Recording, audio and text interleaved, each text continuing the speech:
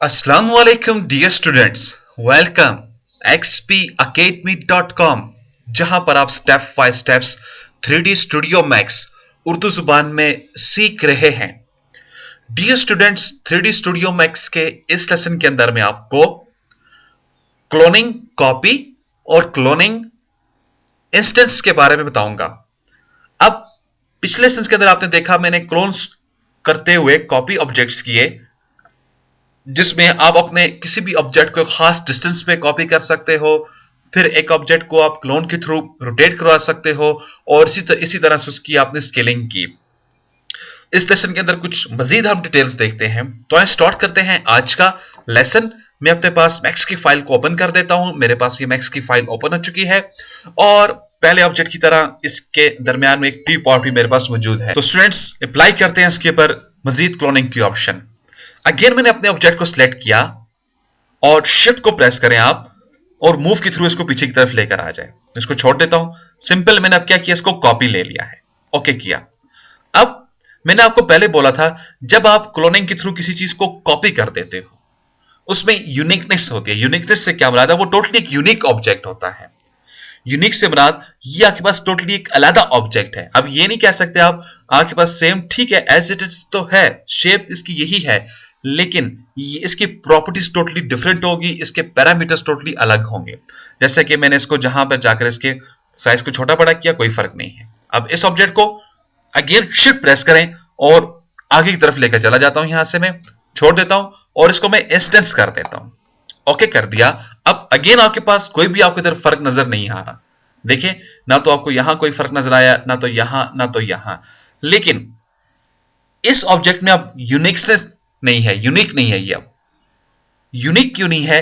क्योंकि जब आप इसके पैरामीटर्स में जाते हो तो देखिएगा, ये देखें आप, मैं एक के पैरामीटर को चेंज करता हूं, दोनों के पैरामीटर के ऊपर फर्क पड़ रहा है।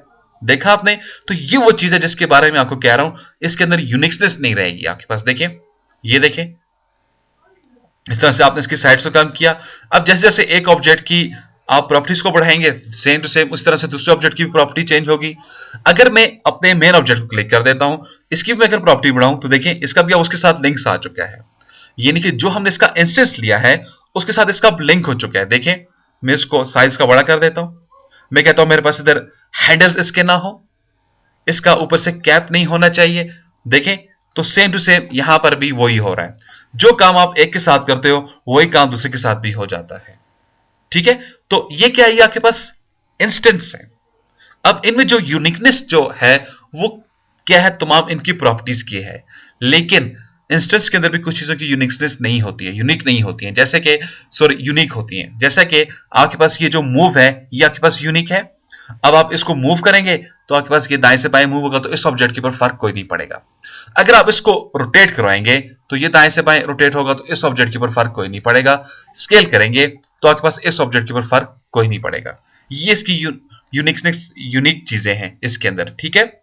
लेकिन जैसे आप इसके ऊपर कोई मॉडिफाइडर लगा दे, तो मॉडिफाइडर क्या चीज है ये मैं आपको आइंदा लेसन के अंदर बताऊंगा। लेकिन जस्ट मैं यहां पर एक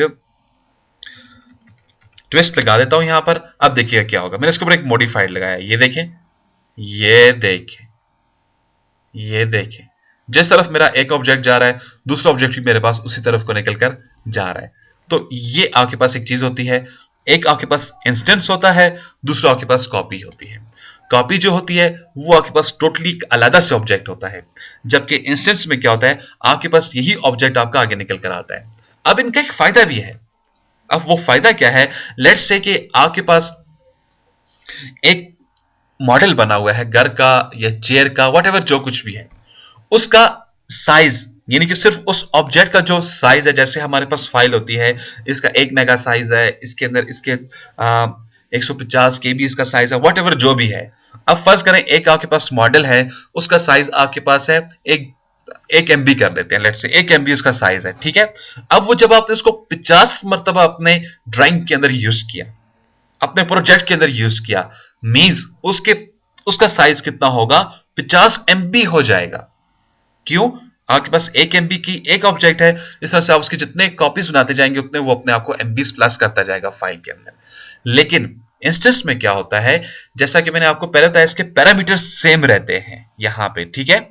अब अगर इसका फाइल का साइज है 1 MB, अगर आपके पास आपकी 50 फाइल, यानी कि आप इसको 50 मरतबा कॉपी कर देते हैं, तो उसका साइज 1 MB ही रहेगा।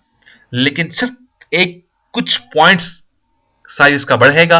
वो साइज जो इसका बढ़ता है वो किस चीज का होता है, जो इसके अंदर यूनिक चीजें होती हैं। यूनिक चीजें क्या होती है इसके अंदर, जो इसकी मूविंग होती है, जो इसका अप एंड डाउन रोटेटिंग वगैरह, जो कुछ भी आप इसके अंदर देते हो, स्केलिंग वगैरह जो भी करते हो, सिर्फ इस चीज का आपके पास इसका साइज बढ़ेगा। बाकी तमाम आपके ऑब्जेक्ट का साइज वही रहेगा। समझ गया आप मेरी, जो मैं आपको थीम बताना चाह रहा था। तो ये आपके पास एक होता है।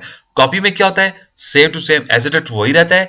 जबकि आप किसी ऑब्जेक्ट को इंस्टेंस कर देते हो, उसका प्रॉपर्टी साइज कम हो जाता है। और उसका फायदा भी क्या होता है आपके पास, एक के अंदर चेंजिंग, सबके अंदर चेंजिंग। देखा आपने, एक के अंदर चेंजिंग करेंगे तो सबके अंदर आपके पास चेंजिंग आ जाएगी। मैंने इसके अंदर छोड़ देता हूं, तो देखिए मेरे पास अब ये कुछ ऐसे दिखाई दे रहा है। मॉडिफाइडर मैंने लगाया है, ठीक है। तो ये था मेरे पास इंस्टेंस और कॉपी के अंदर फर्क। इंशाल्लाह नेक्स्ट लेसन में फिर हाजिर होते हैं। उस वक्त तक के लिए आप मुझे इजाजत दें। मजीद मालूमात और अपडेट के लिए विजिट करें आप हमारी वेबसाइट www.xpacademy.com। अपनी दुआ में याद रखिएगा। इंशाल्लाह नेक्स्ट लेसन में फिर हाजिर होता हूं। उस वक्त तक के लिए इजाजत दें। अल्लाह हाफिज, अस्सलाम वालेकुम।